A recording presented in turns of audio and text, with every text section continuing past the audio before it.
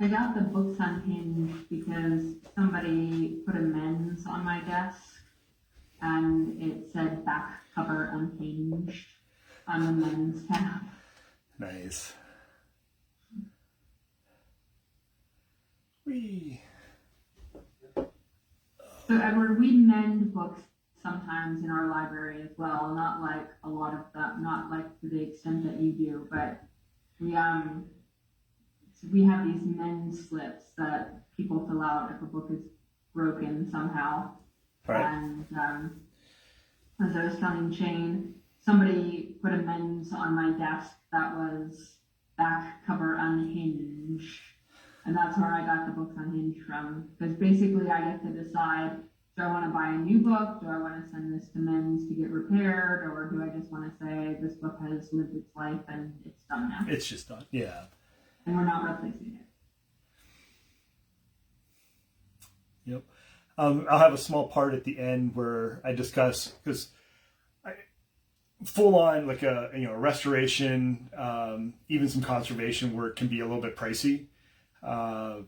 So I talk about the value of the book and what determines the value of a book.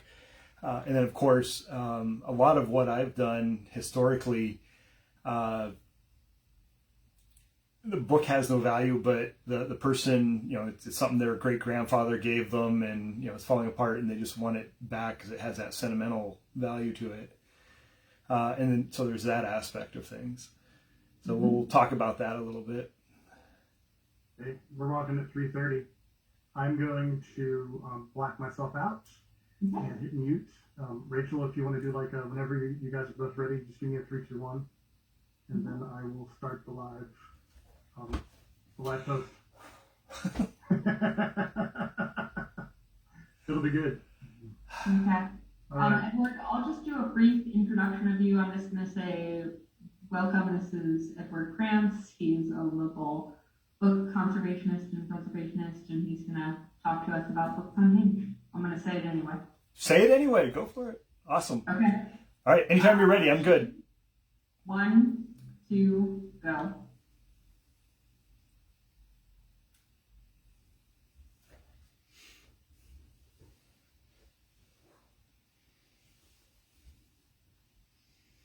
Hi, welcome to the Erie County Public Library. Today I'm happy to welcome Edward Krantz, who is a local book conservationist and preservationist. And today he is here to talk to us about books. Hi, this is Rachel Stevenson. I'm a librarian at the Glasgow Library. Today I have with me Edward Krantz. He is a local book preservationist and conservationist, and he's going to talk to us about books unhinged. There will be a question and answer period at the end of the program, so if you have any questions, please type them in the comments and we will be happy to read them out to Edward so he can answer them. Edward, take it away. All right. Hey, how's everyone doing? All right. So I'm going to give you a little bit of background on me, why I'm standing here in front of you talking about books, conservation, restoration. As I said, my name's Edward. I was born and raised here in Erie, Pennsylvania. I spent better part of a decade traveling around the country doing construction. I ended up settling in Seattle where I studied art, had children. I had to get a real job because I needed insurance. I worked for the Boeing company for the better part of a decade. During that time, I started studying bookbinding, and I got into bookbinding much the way a lot of, I think, bookbinders do. They're book lovers, they're book collectors. For a while, I was even a bookseller. I would come across books and collections, and they would be damaged. They'd need some sort of repair. To learn how to repair a book correctly, you really need to understand how they were built. So there's a pathology to figuring out what happened to a book and what needs to be done to correct the issue. So I spent, I think I started in 2012, late 2012, 2013. So it's 8 or 9 years now. All right. So I, somewhere in that time period, I started my bookbindery. At first, it was, I made a lot of, market type books. So stuff like, I got to remember what camera I'm talking to. Stuff like this, long stitch bindings. Then I moved on to more traditional looking books. Now some of these are just journals. I do limited run editions. This is a local, so hold this part way open because it's never been opened. This is a local writer who put together a series of short stories. But a lot of the bookbinding, I get folks coming up to me and they ask if I can repair their family Bible or an old cookbook that their grandmother gave them. A lot of reasons people have for wanting books repaired. So I started getting into and learning a lot more about restoration and conservation work and preservation. So that's what we're going to be talking about today. All right, so the definition of, we're going to jump right into this. The definition of conservation, there's a bookbinder, conservationist out there named Jeff Peachy, and I really like his definition. So I'm just going to read it verbatim. A conservation binding is a rebinding that is structurally similar and aesthetically sympathetic to the time and text it was printed. It's durable, easily reversible, non-damaging, and does not alter the original binding materials. I just paraphrased because... So I would like to add a couple elements to that. For me, a conservation binding is very concise, it's very deliberate, and it's very planned. Conservationists generally address issues of age, use or misuse, internal, external influences, and a lot of times we're talking about light, heat, humidity, atmospheric influences and things like that that really can eat at a book over time. An interesting note about conservators is, so I consider myself a bookbinder and a conservator, but my conservation knowledge and techniques is very specific to books. Now there's full-on conservationists that work in conservation labs, and their education is far greater than I. And a little bit later we'll talk about some things that maybe you can do at home when you want to come and talk to a bookbinder or a conservationist, and then when you really need a more advanced conservationist. Now, the reason I was getting to that is a true conservationist is required to document every aspect of the restoration or the preservation process. Restorationists do not necessarily do this. As a general practice, I try and document everything I do so the client knows what's happened to the book. So let's talk a second about what the definition of restoration is. So basically, a restoration is a renewal of the book, a repair. A lot of the techniques, we might be talking about cleaning, general mending, fixing some pages, rebinding. It's really, you want to return the book to its original condition. Now, there is another definition, and I know there's folks out there that would argue this, but another definition of book restoration is to return the damaged book to a thing of beauty. Now, this does not necessarily mean its original appearance. Okay, or well, let's see. Kind of covered a lot of that. Okay, so one thing that restoration does not cover is creating a whole new case. In this particular case, literally, the restoration work is still underway, but I'm doing what's known as a rebacking. And what this does is when you have your boards come away from the binding or the book, I end up putting a piece of cloth inside of the spine and then tucking it underneath the paste downs. Now this will eventually get repasted down so it's solid again. Now, if this case was missing, as in the situation with this particular book, I'd have to create an entirely new case. That would be considered simply bookbinding. And we'll get to this book a little bit more here in a moment. There's different ways of building new cases. Sometimes there's not enough of the cover to just reback, and you can cut maybe the front illustration of the front text off and you inset it into a well, or we can splice the covers together. There's a lot of different ways of going about that if there's pieces left. So let's go back to this. This is a 1764. Let's see, let's read right off here. A collection of preternational cases, observations in midwifery. So someone's already tried to start repairing this one, and they did a poor job. One of the things interesting about this, so I would want to take this book, mainly because the client requested it, and do a period style binding. That means I want to take this back to as close to the original condition as possible. One of the first things I would do is I would take out this over sewing. So what would I do to make sure that this is period bound? Well, in the 18th century, there was a lot of progress made in book technology. They started using millboard over pasteboard, so I would probably use a millboard on this. It was sewn.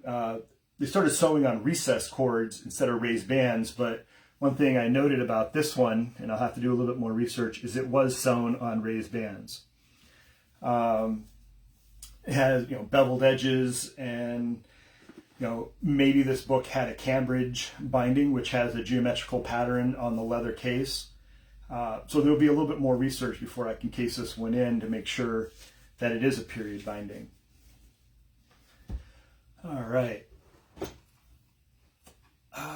So we're going to move on now to preservation. Preservation is an entirely different field as far as I'm concerned. Preservation is doing minimal intervention on a book. You don't want to alter it at all. Kind of think of it as a doctor. You want to do no harm. A lot of times the solution for preservation is simply making a box.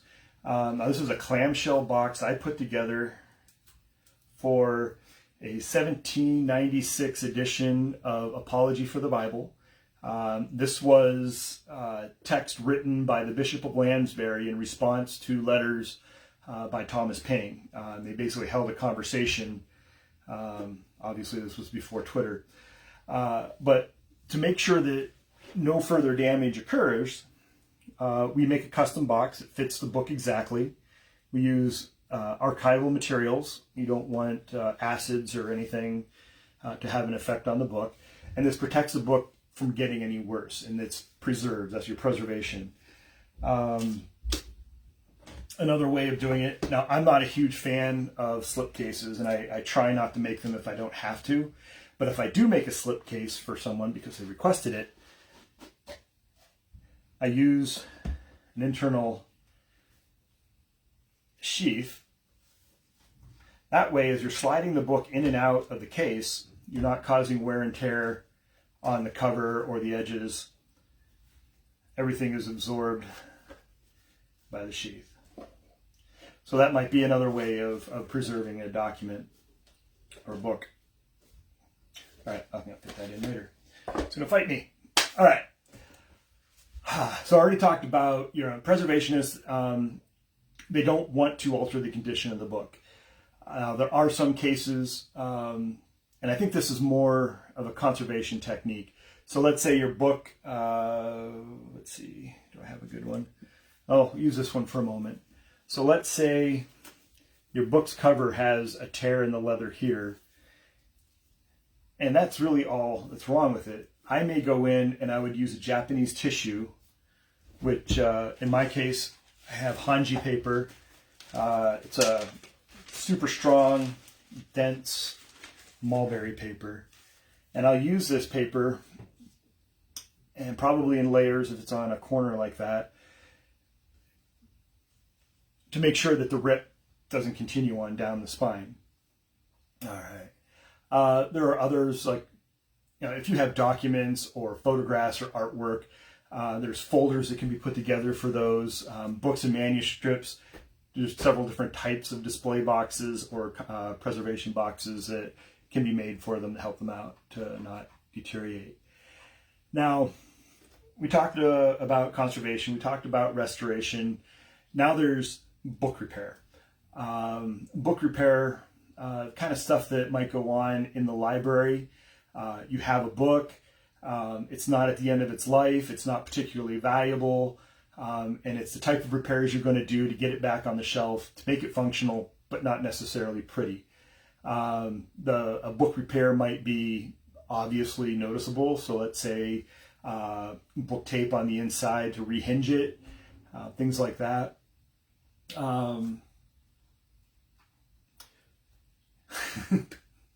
Never try and repair rare or scarce books. Contact someone like me, maybe. Get an appraisal on the book. Let's find out what should be done. I really believe in doing what's right for the book, even if maybe if you have to wait. So let's talk about some things that you can do at home. And this really falls under preservation. A lot of people don't realize that things that they do every day can either help or hinder the lifespan of a book. Let's talk about shelves. So bookshelves, everyone, when they think of bookshelves, they got this vision of these really nice oak, dark wood, beautiful bookshelves. Not necessarily the best. Metal shelves, especially ones with the baked enamel finish, those are really better for the books. Newer shelves made out of oak, there's a lot of chemicals in there that can seep into the book. Now, if you have really old bookshelves, they probably dried and a lot of that has passed. So I wouldn't worry about old shelves. Newer ones, I would probably be concerned. I would definitely put something down between the book and the wooden shelf. If you can switch out and use metal shelves, that would be great. That'll help your books out. If you can get ventilated bookshelves, that's even better. Airflow is awesome for the books. All right, so the location where you're keeping your books. This matters a lot. If you have your books in areas with high humidity, the ventilated bookshelves will help. Having a dehumidifier be another way to help them out. High humidity, that's going to help promote mold. So if you have tall books on a shelf next to short books,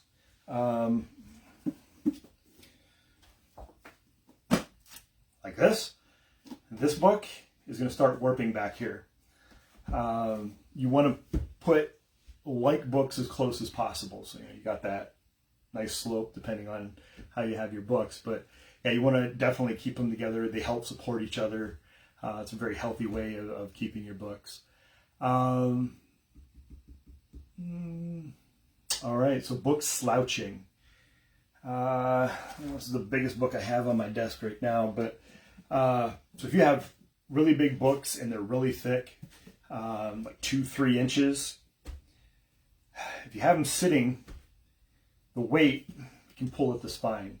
So if you have really large books, I would recommend laying them flat.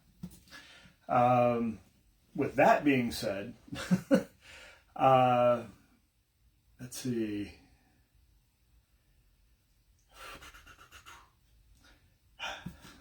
Laying the books down, as I said, is okay.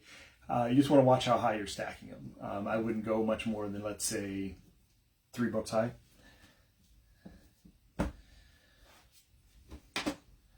Everybody still there? Bookends.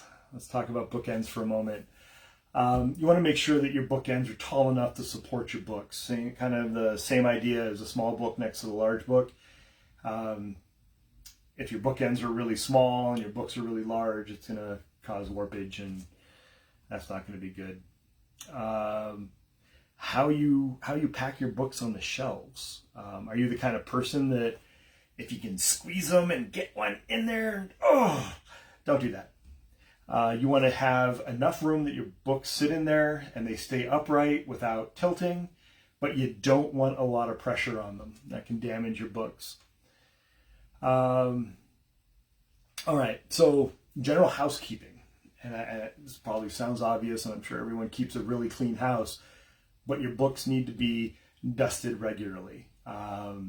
Your best way of dusting it is to get dust wipes or use a HEPA vacuum. Take your book and you'll start at the head or the top of the book, and you're going to use your dust wipes and you're going to go away from the spine. You don't want to wipe towards the spine because you'll end up knocking all the dust down into the spine behind there. Same thing with a vacuum. If you're using a HEPA vacuum, you're going to dust it gently one direction. Don't go back and forth. You can cause abrasions that way. You want to change your cloths frequently. You don't want to clean the entire book or a whole set of books with one cloth.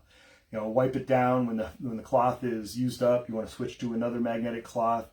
And so when I say magnetic cloth, if you're not sure what I mean, they make cloths that literally collect dust through static electricity. They're really good for cleaning the books, and you just have to go over them gently from time to time.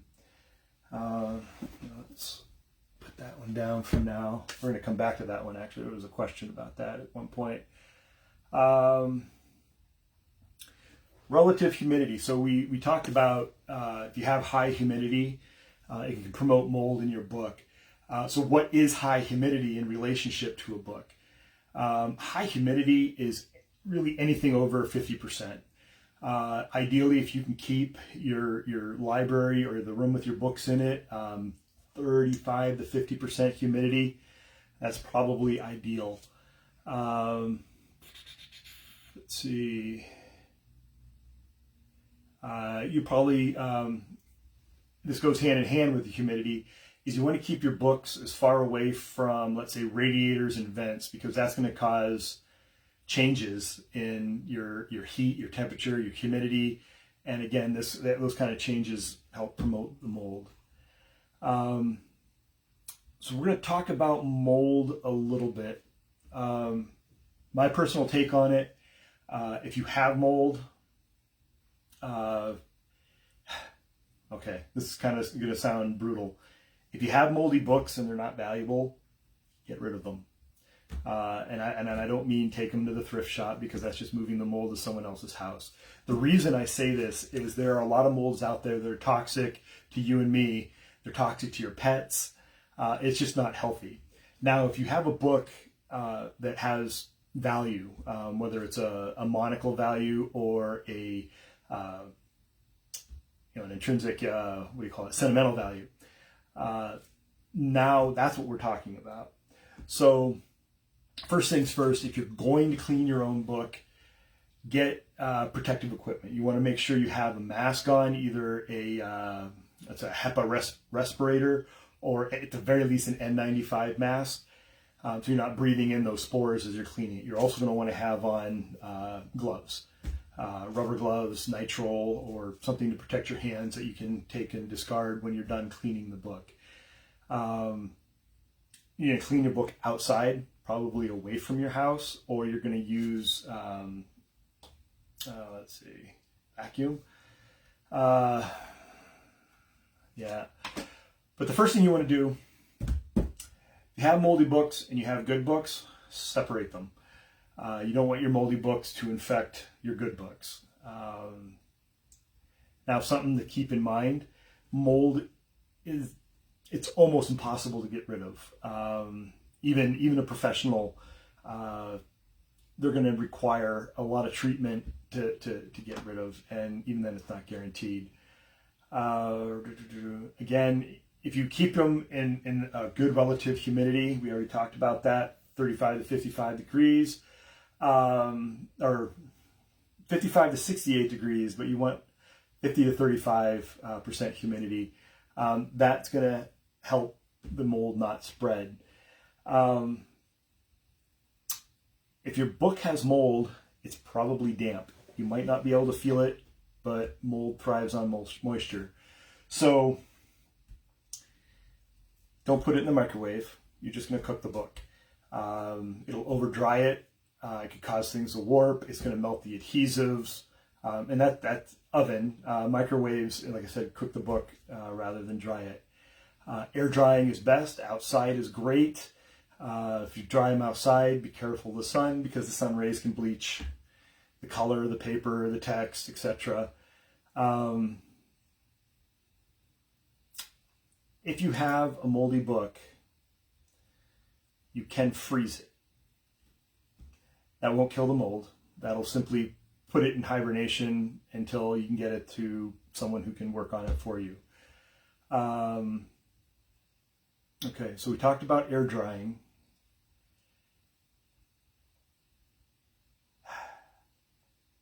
Now to get rid of the mold, or at least minimize the mold. We talk about wearing protective gear. You're going to do this outside. If you use a vacuum, put a cheesecloth over it so you don't accidentally vacuum up any little pieces of your book. Suck it in there and it'll get damaged. You can use 99% isopropyl alcohol to wipe the surfaces of the books and the pages. Once you do, throw those wipes away. Again, don't do the whole book with one wipe. Excuse me. And then seal all the wipes in a vacuum bag or a Ziploc bag and throw away. If the book is leather, there's a product out there called SC6000, and it's a leather conditioner. It was originally made for shoes, but it works really well to seal the pores of the leather so the spores can't grow and take root. I think you can buy it, like a canister of it's like $26. You can Google it, Amazon or someplace will have it. When you're done with all that, you can rub the page gently with wax paper. Make sure the isopropyl alcohol is dry. So we all know that mold can lead to odors. Other things lead to odors. If the books were in a, what do you call that? A parlor. So there's men smoking in there or women smoking in there. Okay, so you can have animal odors in your book. You can have smoke odors in your book. You can have mold. All these odors just collect. So how do we get rid of these? Well, let's talk about what not to do first. You can go online and type in remove odors from a book, and you get a whole bunch of stuff ranging from cat litter, baking soda, charcoal.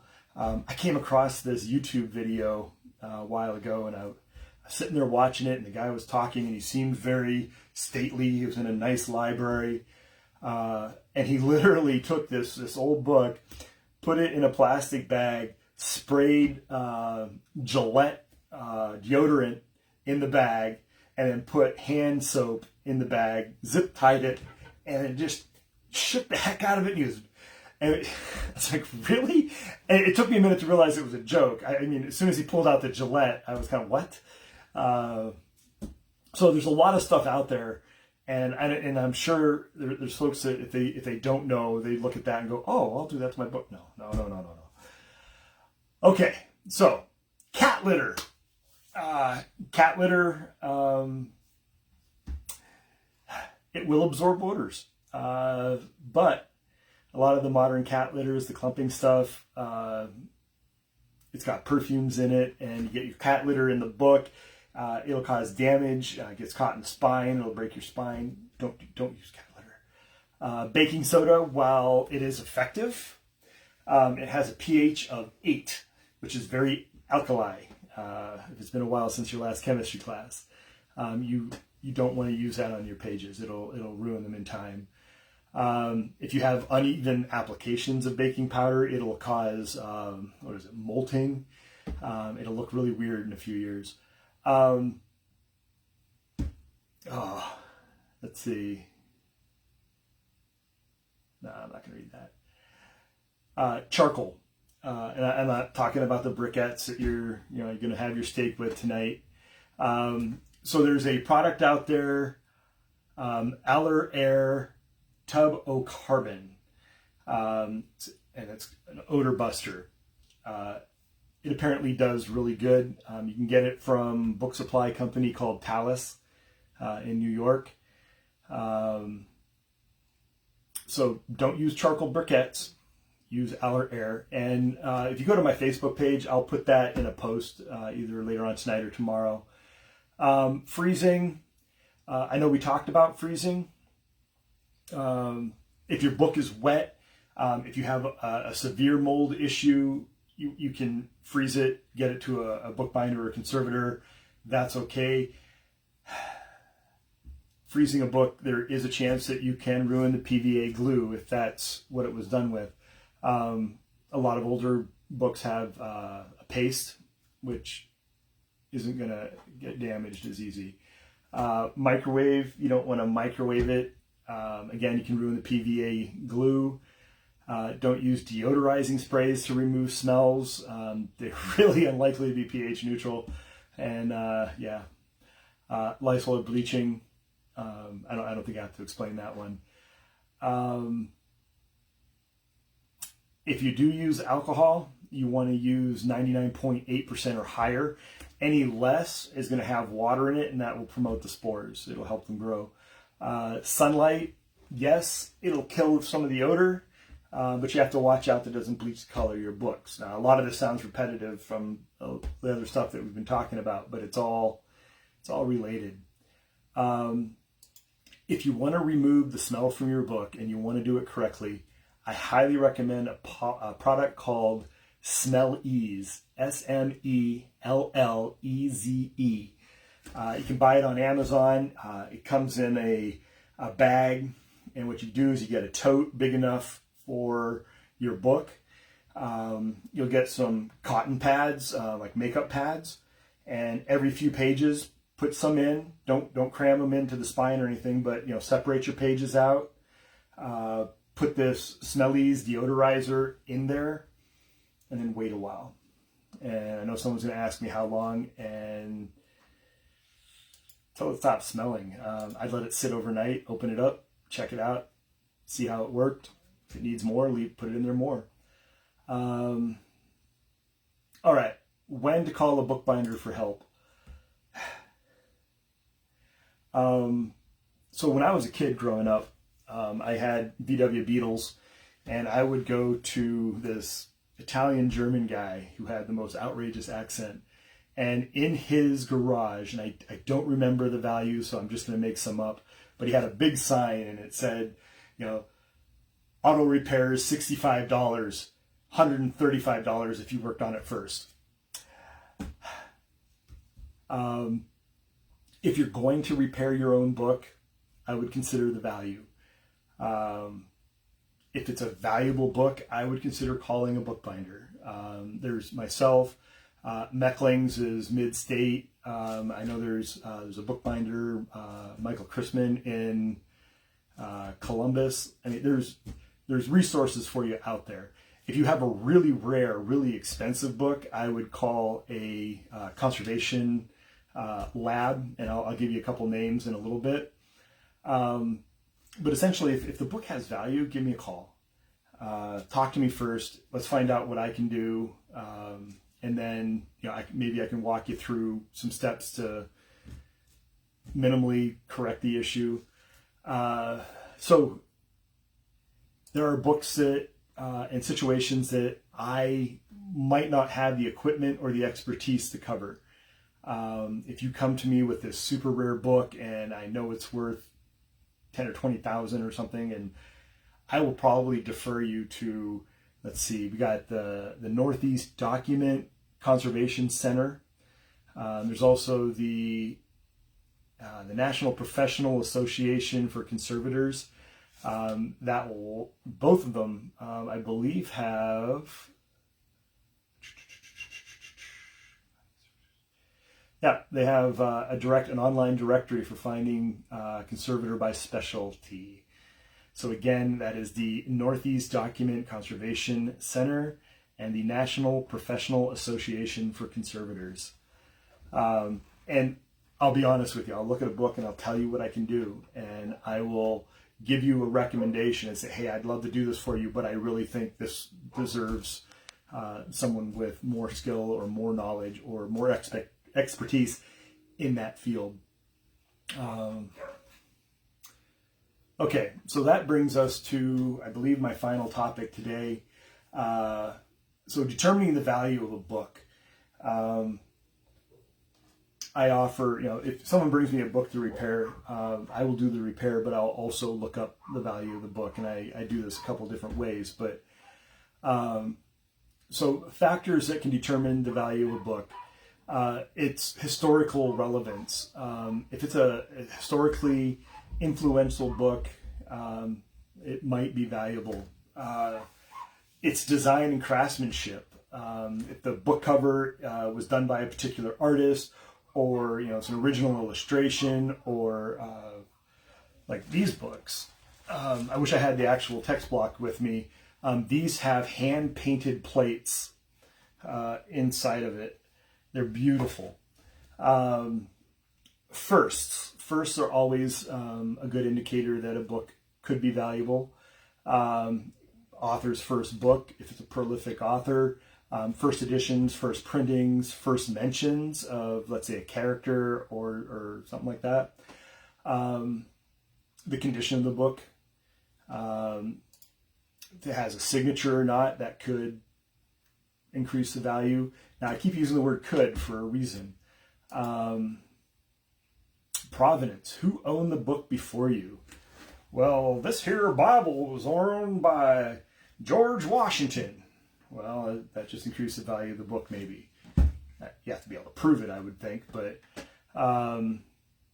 sometimes someone who's closely associated with the author, a best friend, a relative, and maybe there's a dedication by the author in it. Rarity, number of copies, like Dune. The new movie's coming out. I'm excited about that. The first run of Dune, back in the day, I think they made 500 copies. I can't afford one. I would love one. So rarity. Now, any one of these things, or even some combination of these things, could increase the value of a book. It might not. It's a funny world. So how do you find out if your copy of George Washington's Bible is, worth the cash? So you can look on Amazon. I don't think that's a really good way of doing it. There's a lot of rubbish on Amazon. There's a lot of good stuff on Amazon. It's a hit and miss. People price their books to sell, or they price them outrageously. It's like, well, if I'm going to sell this, I want a lot of money. It's a horrible gauge. 8 Books is one of my favorite book seller sites. It'll give you a good bracket. The folks in there, they write really good descriptions of the book. You can find out, I found out a lot of history on books that I didn't know from the write-up on the book.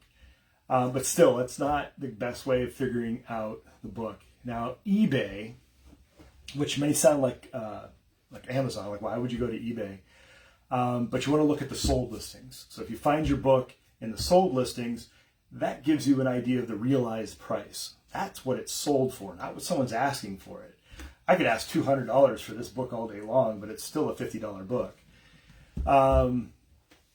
So there's a website. I'm not even trying to pronounce that. Vialibri, VIALIBRI.net. I'll put that on my Facebook page for you. Now that'll give you dealer asking prices, and most dealers want to sell their books so they have them at least competitively priced. Bookfinder.com is another one that's Finder, not Binder. Bookfinder.com. Again, dealer asking price. And then the last one is Addall, ADDALL. and it'll give you a dealer asking price. So if you go check those out and maybe do some comparative shopping there, it'll give you a relative idea on whether or not you have a book of value or not. The other alternative, give me a call.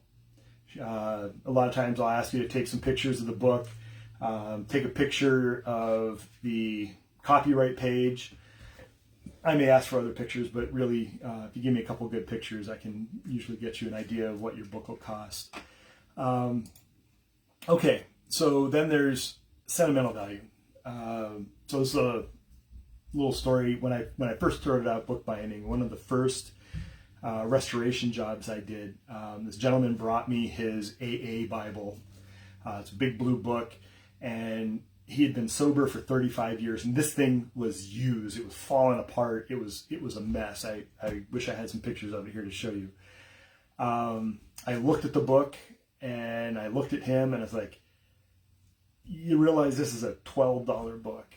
It was made cheaply, and the amount of work I'm going to have to do on this book to get it back into shape, just to make it functional, not even pretty, it's going to cost a lot of money. And he's like, look, and he opened it up, and he had messages and inscriptions and little notes, from his sponsors and from his family members. He went through every single year, and he would reread the book front to back. And he would highlight in a different color each year all the things that popped out to him. Now, you can imagine 35 years of highlighter, there was probably 35 shades of yellow and pink and blue and whatever color he could find. He had a lot of history and a lot of his sobriety wrapped up into this $12 book. It ended up, because I'd have to go into the whole construction of the book, but it's worse than a paperback. I mean, Harlequins would be better to bind than an AA book. It came out to like $280. But the book had sentimental value. Someone's cookbook. I had someone earlier today ask me, they have a cookbook where the boards are still attached, the book block is fine, but the book is missing the spine. And I said, can you do anything for that? And the answer is yes. What I'd end up doing is matching the cloth as closely as I can.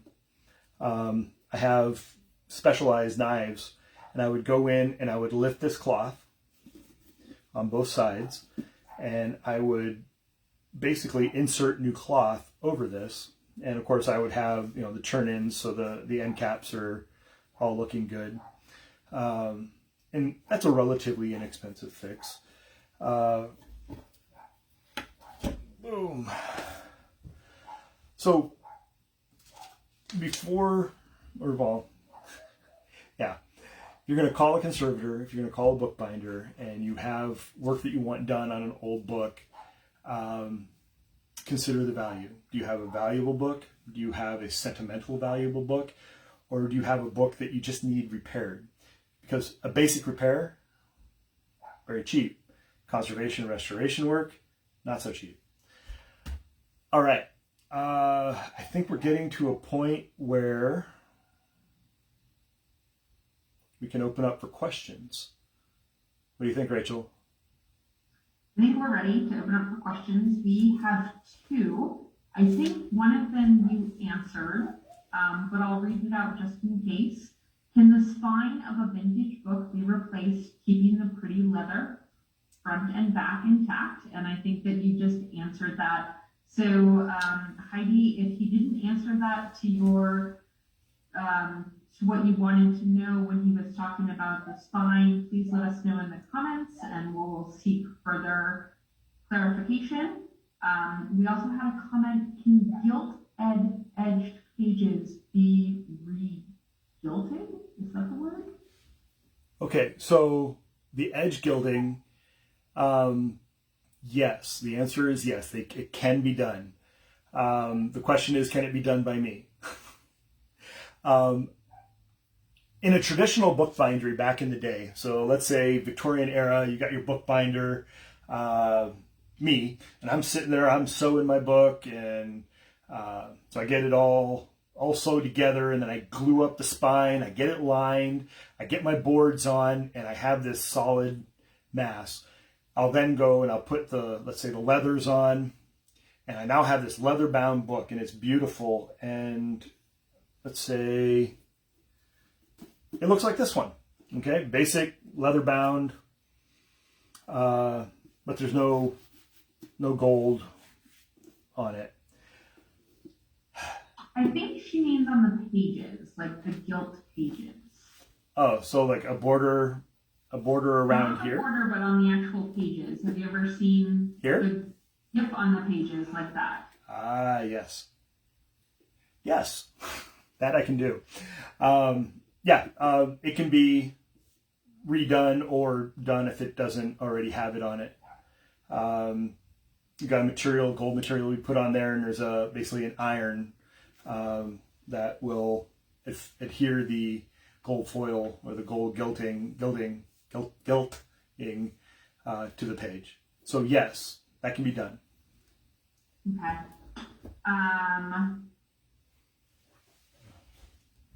So out of my personal curiosity, Sure. foxing. It's something that I learned about in library science school in some of my classes, but most of the professors were like, we don't really know what it is, and we don't know what causes it. Is there anything that can be done about foxing? And for those who don't know, foxing are like little brownish spots of color that show up on pages. Is that what you would say, Edward? Yeah. So this page is heavily foxed. Yep. There's a big brown dot there in the middle. Okay, so what about foxing? So can you do anything about foxing? Or is it something that once your book is foxed, it's foxed? Yeah, it's to get foxing out of a book. It's very laborious. You'll have different wash trays, and you'll have to put it through different washes, detergents, chemicals. I have some, and I can do like a document. I don't have a facility. Like, I would never dream of trying to do this entire book. If someone came in with a page, sure, I would do that. But for the most part, foxing can be mold, water damage. There's a lot of things that can cause it. And for the most part, it's there. You just live with it. At least from my experience. Okay. So for your clamshell boxes, can you make a clamshell box out of any type of material, or does it have, could you make a wood clamshell box, or is that not recommended, or sort of what is your, I have an 1898 version of Cinderella. Oh, wow. That's made out of linen. Yep. And so it's very thin. It has watercolored paintings in it. Oh, wow. And it's, preserving it is difficult because, I don't know if a clamshell like you just held up would suffice to how delicate the book is. Okay. I think there was a couple questions there. Would I make a clamshell box out of wood? Probably not, but it's not impossible. You'd want to make sure that the wood wasn't treated. You'd want to make sure that it doesn't warp. That would be a major concern with wood. Depending on the size, is it a child book size or is it small? It's small. It's okay. About this big. So I use there's green board, there's Davy board, there's different types of millboard that you can use to make the boxes. They're generally pH balanced. They're specifically made for archival purposes. The same thing with the materials that you put inside. So let's say you wanted a wooden box. I would line the wooden box with barrier board. Then I put pH neutral materials inside to make sure that the book didn't come in contact with the wood. But I wouldn't use the wood. I would use other materials. One, to keep it lighter. Two, to make sure that it was pH balanced. There's different types of boxes. Like this is a very basic, rudimentary box. There's ones that are beautiful that you open them up, they slide up your book. If your book is delicate, I would recommend something like this. It's very tight. There's a couple different styles. I can send you some options. You can make, the outside can be leather or paper or cloth or whatever you want. This is a basic buckram. Let's see, turn it that way so you can see it. The inside, they can be lined with felt or just a board a material that's pH neutral. Okay. Did I answer all of it? Yeah. So we have another question. Sure. So have you ever read Nicholson Baker's Double Fold? Double Fold. 1 second.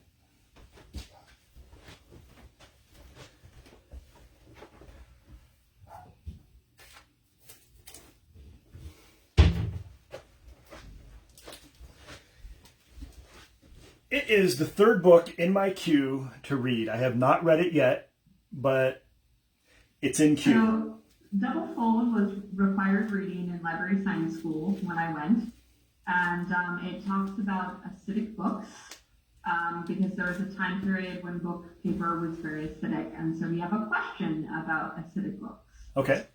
Is there any point in trying to restore books that were printed during the time when the paper was more acidic, late 1800s or so? Yes. Yes. So, again, I can do small quantity deacidification. There's chemicals and washes that you can put it through. There's a deacidification spray called, I can't believe I'm not remembering the name.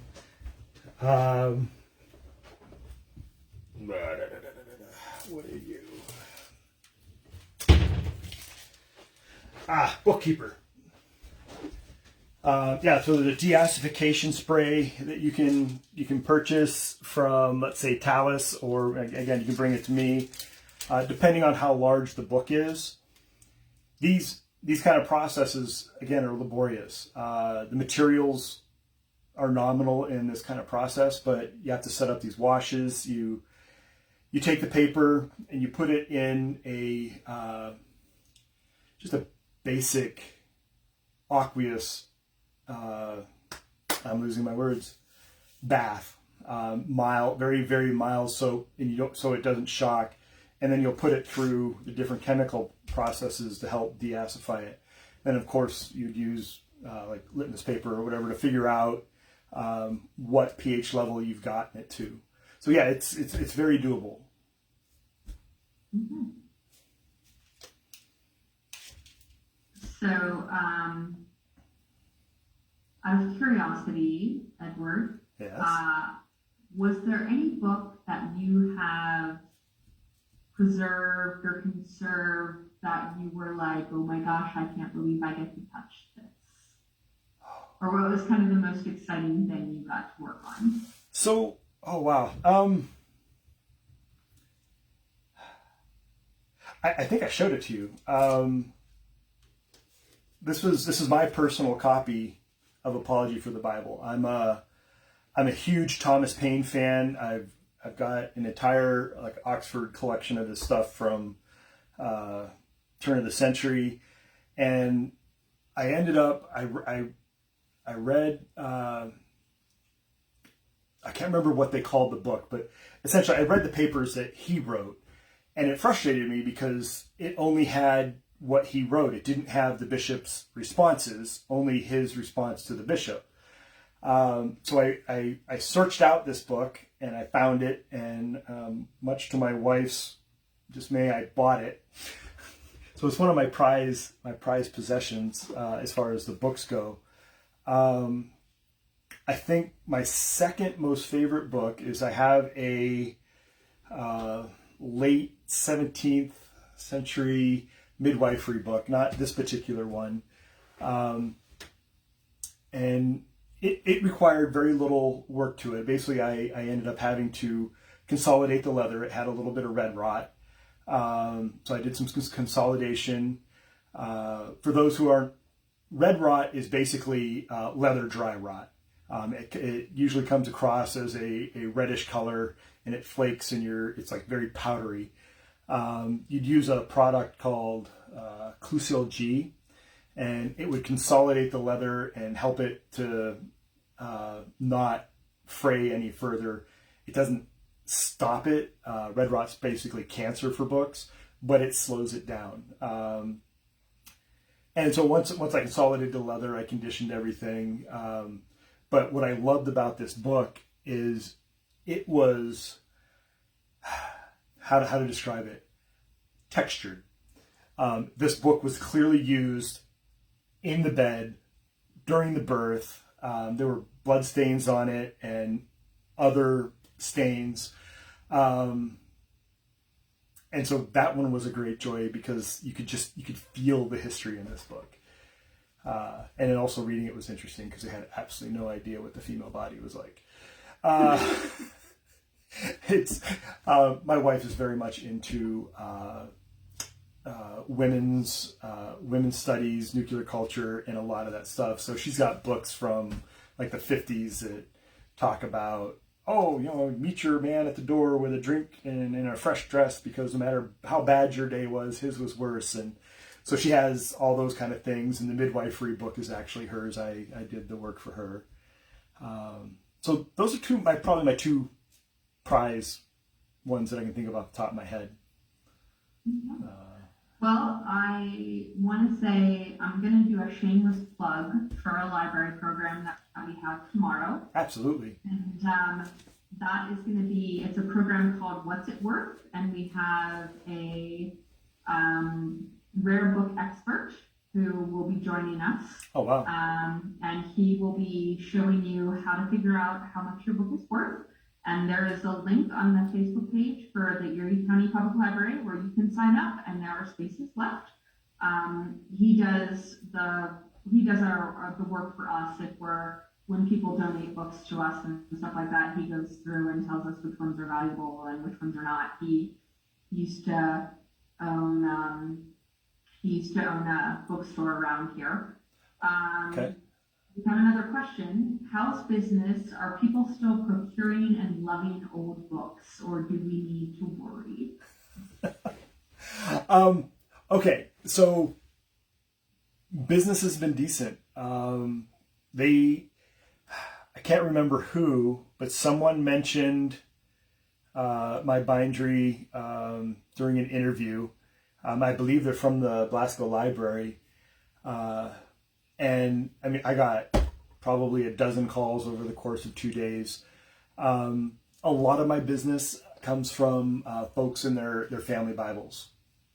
I end up with anything from like the 50s all the way back through 18th century. And so I've got a stack of that work that I'm doing. I've had some collectors come, and no, I don't have them here. And they brought me some books and they said, hey, do these and we'll talk to you when we see how your work is. So my bindery is relatively young here in Erie. Started off in Seattle, moved here, and I've just been full-time since March. Thank you, COVID. So I'm grateful for COVID because it gave me the nudge to go full-time professional. And I was semi-professional, I guess, before, more part-time. But yeah, things are picking up. I probably have 2 months of work right there on the shelf, and that doesn't count like, making journals and things like that. So yes, business has been good. Excellent. So I'm going to make another shameless plug, and that is that Edward has shared with us that he is going to be making some videos that he is going to share to his Facebook page. And so there'll be like what to do if your book gets wet and sort of ways to help you protect books, your books especially, and things like that. So look forward to Edward's post on that. And you can find those at Facebook/Crayons Books. Facebook/Crayons Books. So check those out. And if we don't have any other questions, I want to thank you for joining us today. Thank you for having me. I found this as interesting as I did, and I'm sure that we will have Edward back at some time in the future to talk more about books. So thank you very much. Thank you. Have a good, I guess it's afternoon. Have a good afternoon. All right. Okay. So we are off Facebook Live, Shane? What's that? I was asking Shane, we're off Facebook Live? Yep. Okay. You're off live. I shut it down. Okay. Excellent. And notice, I don't know if you were here for my bring up a double fold, Shane.